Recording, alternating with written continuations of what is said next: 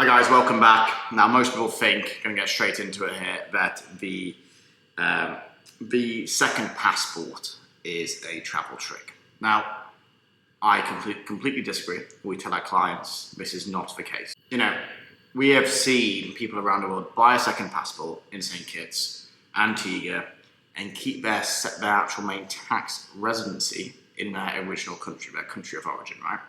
Whether that's the UK, we've had a few clients from Nigeria, and this is not the way to do things, okay? It's complete misconception, and this is what people just go straight into. They buy the passport and they forget about the actual building blocks and the foundations around themselves, right, and their business interests. Now, if this is the first time you guys or you watching me, we help clients around the world move their tax residency, move their business, you know, and basically go to a more favorable location, right, where actually you're welcomed and you're able to expand in a much more, you know, private, efficient, and objective manner. You know, as we've seen certain countries around the world just box in entrepreneurs, and it's not the way to do things. Those entrepreneurs just move, and essentially that's why you're watching this video today. I've seen the entrepreneurs do things extremely wrong.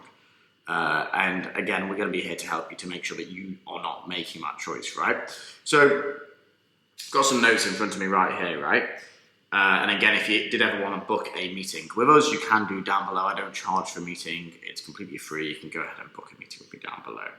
And, you know, we can offer a free strategy session where we can speak to you one-on-one, me and you, and we can see how we can potentially work together. I work with the clients, you know, of HPT Group, right? I always ask them one question. Now, the question is, are you building an income or are you building a legacy? And when I ask the question, are you building a legacy? What I mean is, are you building freedom? You know, why do you want this massive income? Is it really freedom that you're actually looking for? And this is where the topic where we always get onto of a second or third citizenship. Now, don't know if you already know, you can buy them, you can get them by naturalization, you can also get them by descent. We help clients in all three angles do this. However, when you think you just get the freedom because of a passport, completely wrong.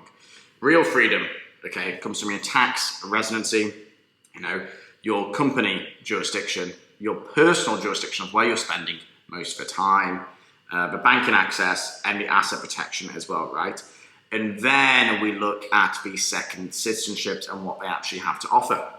So I've got some great notes in front of me, you know, and what we're always on about here is planting flags around the world and being diversified as much as you can, right? It's very key in nowadays economy. Now, we speak about building foundations in other videos, such as foundations, trusts, all of these types of complex structures, obviously that help the individual.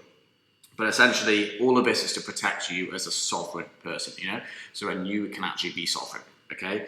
So let's actually have a quick look at the CBI programs. We've spoken a lot about the actual structures. But when you've designed the structure, your tax residency, yes, you might be in Dubai, right? Your company could be in British Virgin Islands. You have a trust in Cook Islands with a few extra holding companies elsewhere for other personal interests. And, you know, there's a core 5 of passports now you potentially could be looking at buying. Now, this core 5 is in the Caribbean, yes. There's over 15 CBI programs around the world. We're going to touch base on these 2 in this video or in future videos. Okay, and we've got Antigua, St. Kitts and Nevis, Dominica, Grenada, and again, the Grenada one has the US E2 treaty access, similar to Turkey, which we'll speak about in a second, and St. Lucia. So these are the core 5 Caribbean citizenship by investment programs, right? Now, other clients say, okay, we're a little bit skeptical. I don't know why they would be skeptical of, especially the Nevis. I think it's been around since about 1984, right? It's withstood all the pressure from you know, the OECD pressuring Europe, the US, the UK, always has been pressuring Nevis for these CBI programs, which are actually offered, and we've actually gone and even withstood it. So recently, things have changed slightly, but it's still very similar. And I would say it's even legitimatized a lot of the passport programs, even, for example, with now Banner 2, doing the biometrics and stuff like this. It's now actually got and legitimized the actual process and everything. As we have seen, I'm not sure if you are aware, there are scam companies, especially in UAE sometimes. I've heard stories where they do the property purchases and it doesn't go to plan, right? They may ask for another 60 grand, 70 grand, something like this. So be careful out there with CBI programs for sure. Definitely do your due diligence and trust the person that is obviously consulting you and advising you on this matter, right? But additionally, we have Turkey, Jordan, Egypt, Nauru, which is a very new one, right? It's brand new, and that's for their climate fund Citizenship. Now, Jordan is rarely actually chatted about online. I wouldn't go for a Jordan passport myself. I'm currently looking for a CBI program actually for myself. That's why I'm actually speaking about this today. And in other videos, I'm going to release which one I have gone for, and obviously keep you updated with the process, and give you a really personal, objective view about how it actually goes down. And then we also have ones that are very real but very quiet. That's Samoa, Vanuatu, and Cambodia. I think we've seen Andrew Henderson from Nomad Capitalist. He recently got a Cambodian one, not one I would have gone for, but potentially in the future, as he mentioned, could be a great idea, right? Vanuatu, very interesting. They were taken off the EU visa-friendly list, right? They now don't get the visa since they have gone and released that CBI program. But we might see, that could be a great passport, especially if you're in crypto. It's a huge expat scene there within digital assets, and it could be a good plan B. I do know for a fact, currently, I think 95% of the Russian applications, if you're from Russia, for the Caribbean, are currently being rejected. So please hold off on that one right there. There's been a lot of regulations, but Vanuatu I still think is open, don't quote me, but there still is opportunities for Russians to obviously get these passports as well. Just the Caribbean right now is very hot, and it's had a lot of scrutiny from the Western parties, right? So now an elite one, which a lot of people don't actually speak about, is Austria. So Austria is espionage is legal there, firstly. It's a very unique country. It's German speaking. I was in Vienna actually about 3 to 4 months back. Super, super nice. I love Vienna. I love Austria. I love Austrian people. I love Austrian food. I love their wine. I love their beer. It's all fantastic, right? However, there is a unique opportunity there where if you do bring substantial amounts of capital or opportunity into Austria, potentially they will be opening their doors to their citizenship for you.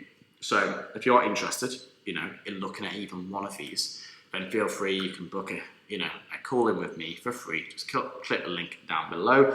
And if this is the first time you've even heard about us, you can check us out on LinkedIn, HPT Group website. There's loads of information on there, loads of blogs. Steph is working very hard to keep all of this updated all the time. And then we also have another one, which is very discretionary, and that's North Macedonia. Now, it wouldn't be my choice. We saw Montenegro, I think 4 years ago, open their doors. Now they're still processing applications, but they have closed the new applications. And potentially this is because they are an EU candidate joining, so they want to stay on the best books with the EU Parliament, right? But there's 3 reasons to most likely get your second or third or fourth CBI, right? And that's tax relocation, That's restructuring your estate and your income. Banking and payments, again, using EMI accounts on different KYC, high risk AML comfort, right?